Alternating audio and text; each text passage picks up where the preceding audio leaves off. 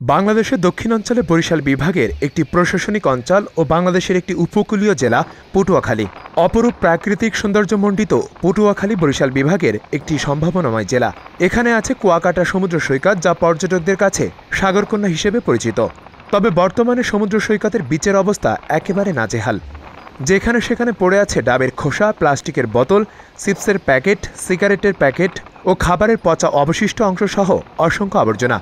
আর ডাস্টবিনগুলোর চারপাশে ময়লায় ছয়লাভ। কোনো অজ্ঞাত কারণে প্রায় এক সপ্তাহ ধরে পরিচ্ছন্ন না করায় পটুয়াখালীর কুয়াকাটা সমুদ্র সৈকতের 1 কিলোমিটার এলাকা এখন পরিণত হয়েছে ময়লার স্তূপে। সৈকতের এসব ময়লা আবর্জনা দুর্গন্ধে একটু প্রশান্তি পেতে ছুটে আসা পর্যটকরা ফিরছে তিক্ত অভিজ্ঞতা নিয়ে। সৈকতের সৌন্দর্য ও পরিবেশের ভারসাম্য রক্ষায় কার্যকরী পদক্ষেপ নেওয়ার দাবি পর্যটক ব্যবসায়ী ও পর্যটকদের। তবে দ্রুত সময়ের মধ্যে সৈকত পরিচ্ছন্নতার কথা জানিয়েছেন উপজেলা প্রশাসন ও কুয়াকাটা পৌর মেয়র।